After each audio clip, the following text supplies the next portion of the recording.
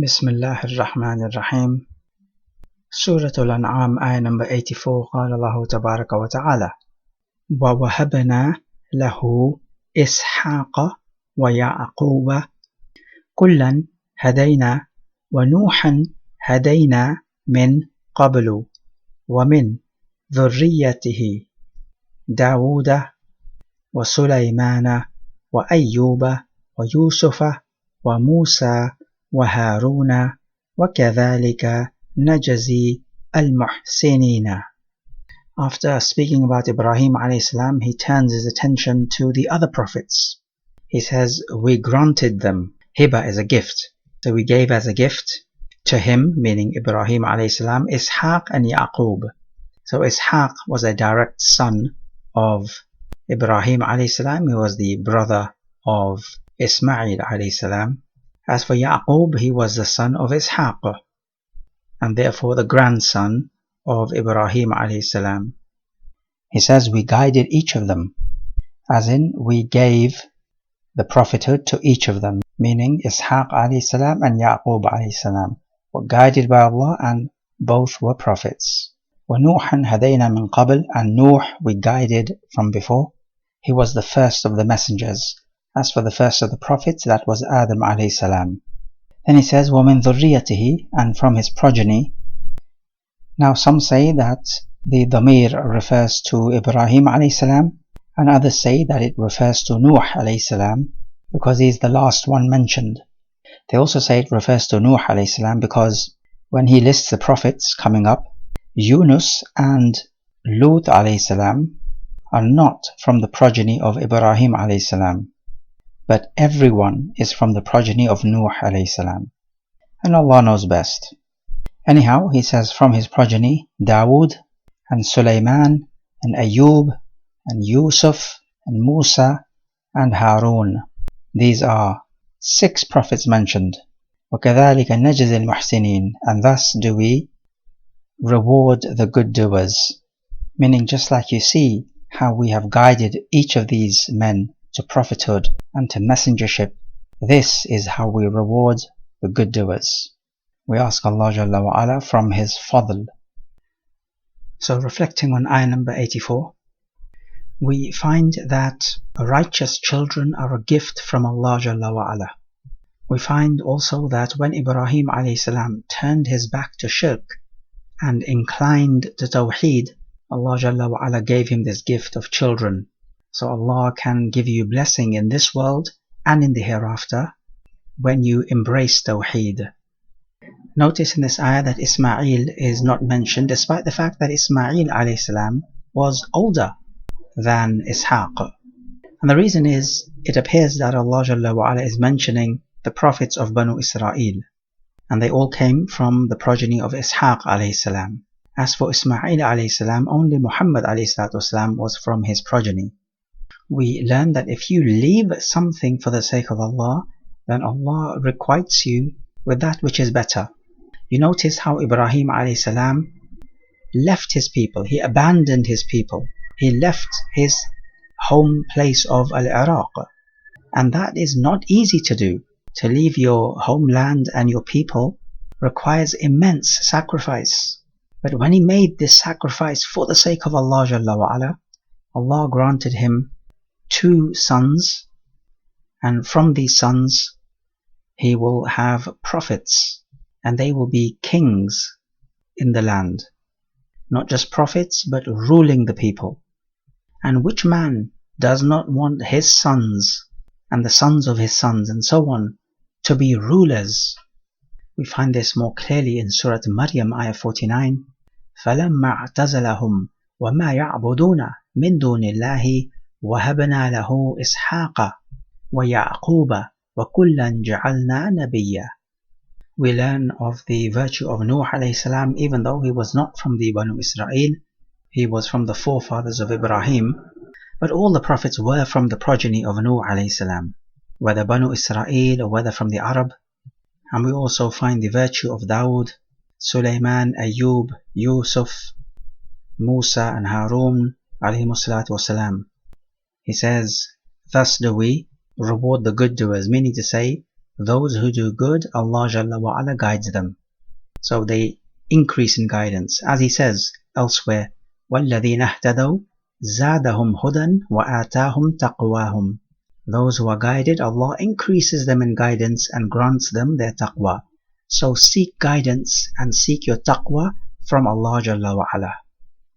Now in these ayat, we have a total of 18 prophets mentioned. The order of these names does not appear to follow any particular pattern. However, some Mufassirin have said that there is some sort of logic behind it.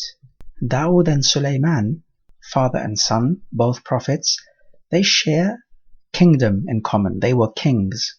They were living in luxury. Then Ayub and Yusuf alayhimussalam, both were afflicted to much trial and tribulation. Yusuf alayhisalam also in the end had much authority as well, similar to Dawood alayhisalam and Sulaiman alayhisalam. He mentions Musa and Harun. Their defining aspect was that they overcame their enemies, even winning the hearts and minds of the magicians. Zakaria, Yahya, Isa and Ilyas, these prophets had something in common, that they turned away from this dunya and dedicated to the worship of Allah. And then Ismail, Wal-Yasa' wa Yunus wa Luta, these four do not have any remaining followers or adherents from mankind, and Allah knows best. Ayah number 85, wa Zakariya wa Yahya wa Isa wa Ilyasa kullun min as-salihina. He mentions four more prophets, Zakaria, Yahya, Isa and Ilyas alayhimus salatu wasalam. He says all of them are from the Salihin, from the righteous. The prophet Ilyas, they say, is from the progeny of Harun alayhi salam, and Allah knows best. Reflecting on ayah number 85, we find the virtue of these prophets, Zakaria, Yahya, Isa and Ilyas alayhimus salatu wasalam, mentioned, all from the Salihin. He says they were righteous, so Allah gives them the seal of approval.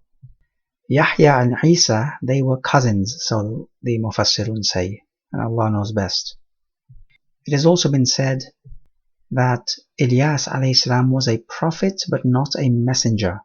So a prophet is sent to a people who will largely agree with him. They are upon Tawheed. So the prophet is essentially a teacher, teaching them, guiding them, answering their questions, making sure they're on the right path. Whereas a messenger, he goes to a people who largely are going to disagree with him. So such a prophet who is a messenger is going to be met with hostility and antagonism. Ayah 86, wa Ismaila wa Yasa'a wa Yunusa wa Lutan wa kullan faddalna ala al-alamin. Four more prophets, Ismail, that is the brother of Ishaq, as we mentioned before. Wal-Yasa' is interesting. This is a non-Arab name and it has an alif and lam at the beginning. It is interesting because it is unusual. And then we have Yunus ibn Matta, the famous prophet who was swallowed up by the whale, and his story is well known. And we have Lut alayhi salam. He was the cousin of Ibrahim alayhi salam. Lut alayhi salam made hijrah with Ibrahim alayhi salam from Iraq, where the people were of course practicing shirk, and he made hijrah to Palestine. And he says, we preferred all of them amongst mankind, meaning by giving them the favor of prophethood. And this is the mankind from their time, of course. Reflecting on ayah number 86, we find the virtue of Ismail, Wal-Yasa' wa Yunusa wa Luta, and that all of these prophets mentioned, these four, and all of them in these three ayat, Allah has preferred them over mankind. Of course, the mankind from their era. We note that all of these prophets are from the dhurriya, from the progeny of Nuh alayhi salam. But one might say Isa alayhi salam had no father, and the progeny is from your father's side, is it not? And the answer is no. The progeny can also be from the mother's side as well. Al-Hassan and Al-Hussein, the two grandchildren of the Prophet, are from his progeny, even though they're from the mother's side. Fatima radiallahu anha was the mother. Ayah number 87.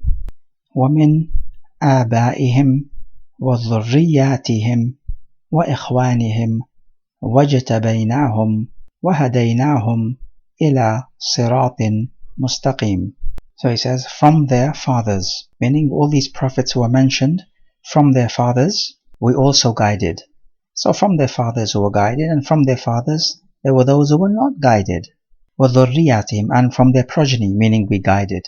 But it could also mean we chose and preferred above mankind. وَإِخْوَانِهِمْ, and from their brothers we guided or chose above mankind. وَاجْتَبَيْنَاهُمْ, and we chose them, meaning chose them with prophethood or chose them to be Muslimin. وَهَدَيْنَاهُمْ, and we guided them. So this is a tawqeed, it is an emphasis. He's mentioning guiding again. We guided them to the straight path. Reflecting on ayah number 87, we find in this ayah he talks about the forefathers and the progeny and the brothers of these prophets. All are righteous, and this is what usually happens. Righteous parents produce righteous children, and unrighteous parents produce unrighteous children. It's not a hard and fast rule. There are always exceptions, but we're just talking about what is generally the case. So the practical benefit that can result from that is to choose a righteous spouse, because then you're actually preparing yourself for righteous progeny. So understand that you choose your children when you choose your spouse. We also learn that it is Allah who chooses people for His deen and Allah who guides people to His deen. So no one should give themselves credit. It is Allah alone who guides you to this deen and puts you on it. So all credit goes to Him, and also making dua for guidance is directed to Allah Jalla wa Ala alone. You should not think that you are in control. So you see that in this ayah Allah links the verb to Himself, not to the people. So He is the one who's doing it. So then we seek guidance from Allah Jalla wa Ala alone, not from our own ability. هذا والله أعلم.